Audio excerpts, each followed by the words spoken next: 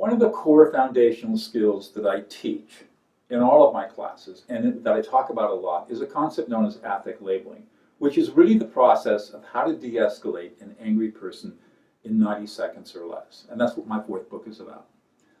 I'm often asked, how did you ever come across this? And I'll tell you, the story is pretty funny. I was called into a mediation in Santa Barbara in around 2004. And I came into the conference room, and there's a woman there and a man there. And it turns out this couple had once been married, now divorced. The story was that while they were married, they had been involved in a small minor automobile accident, and the insurance company had settled for the children's injuries for about $18,000. And under California law, as in many other places, it's called a minor's compromise. And any settlement for minors, for children, has to be placed into a blocked trust account that the parents can't take and run off to Las Vegas. They have to get a court order if they want to use the money for any reason, until the kids turn 18, and then the money is turned over to them as adults. Well, in this case, the ex-husband apparently had not been paying his support, so mom fell on hard times, and she called the kids and said the kids were now adults, the money had never been released, she didn't get a quarter. She called the kids and said, hey, we got that $18,000 sitting in the account, can I take it to pay my rent? And the kids said, oh, Mom, take the money, we don't need it, absolutely, have at it. Ex-husband finds out about it, he lives 250 miles away, he finds out about it and files a lawsuit for contempt of court for violating the court order blocking the trust. By the time they get to me, they've spent $50,000 in attorney's fees over an $18,000 dispute. Very typical. So I walk in the room, make introductions, and I say, okay, tell me what's going on.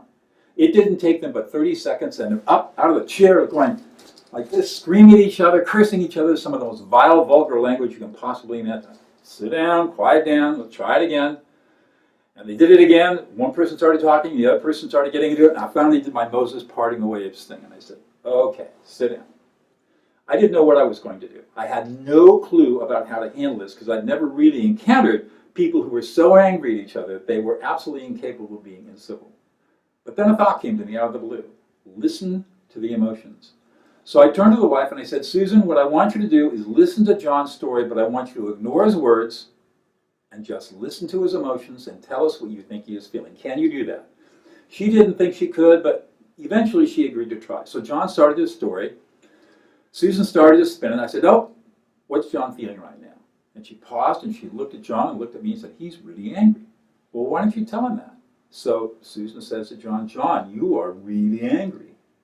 And John starts telling his story again, and he'd go for a couple of sentences and said, Susan, what is John feeling? And she would tell him.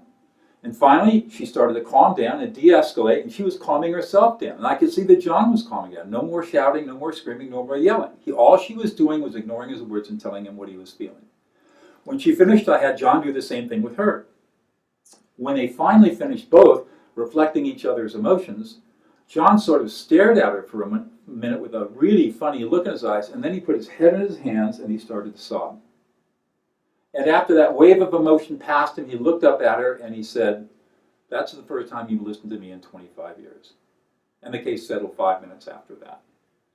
I walked out saying, holy moly, what just happened to me? What did I just do? I had no clue. And then in 2007, I happened to come across a study, a neuroscience study by neuroscientist Matthew Lieberman. And in his study, he had put people on a brain scanning machine showing exactly why affect labeling works in the brain and how it works. And validated there's hard science behind what happens when you listen to people's emotions and label those emotions. And that's how affect labeling got started. I recognized immediately how powerful it was. I had hard science to support the skills and techniques. So I spent the next 4 or 5 years developing those skills, ultimately teaching them to murderers and rapists and child molesters in maximum security prisons to prove to myself that I could teach anybody how to de-escalate any situation instantaneously. And that's how it all started.